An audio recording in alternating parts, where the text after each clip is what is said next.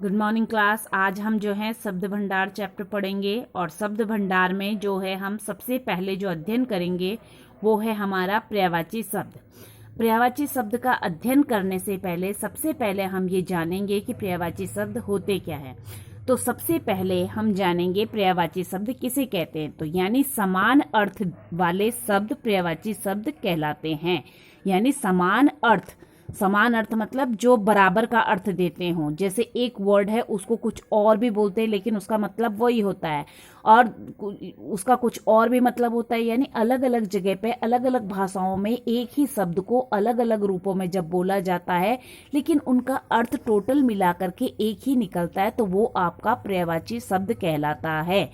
यानी क्या डेफिनेशन हुई? समान अर्थ वाले शब्द या समान अर्थ देने वाले शब्द पर्यायवाची शब्द कहलाते हैं, जिनके अर्थ बिल्कुल सेम हो, अर्थ सेम होते हैं।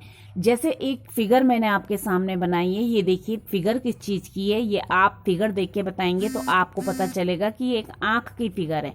तो आंख हम देख रहे हैं कि ये आंख है, दिख रहा है ना, ये आपको हम आंख देख रहे हैं। तो आंख को जब हमने कहा तो इसको अलग अलग लैंग्वेज में अलग अलग चीज कहते हैं, लेकिन जब हम उसका अर्थ यानी हम उसका शब्दार्थ करते हैं या उसका अर्थ निकालते हैं हिंदी में, तो हमारे सामने अर्थ निकल के आंख ही आता है। तो आंख को हम क्या क्या चीज कह सकते हैं? जैसे आंख को हम कह सकते हैं नयन, ठीक है, एक हो गया आपका नयन, दूसरा हो गया आपका नेत्र, ठीक है। फर्स्ट है आपका नयन, सेकंड हो गया आपका नेत्र, फिर चक्षु, फिर अक्षि। यानी आपका जैसे आंख हिंदी का एक वर्ड है, तो ठीक उसी तरीके से जो है आपका चक्षु जो है, चक्षु जो शब्द है वो आपका संस्कृत शब्द से लिया गया है। नयन शब्द भी किसी आपके संस्कृत शब्द का ही हिंदी रूपांतरण है, और नेत्र हिंदी का बिल्कुल शुद्ध और स्पष्ट शब्द है। अक्षि आपके ब्रज भाषा और अलग अलग लैंग्वेजेस से आया हुआ वर्ड है।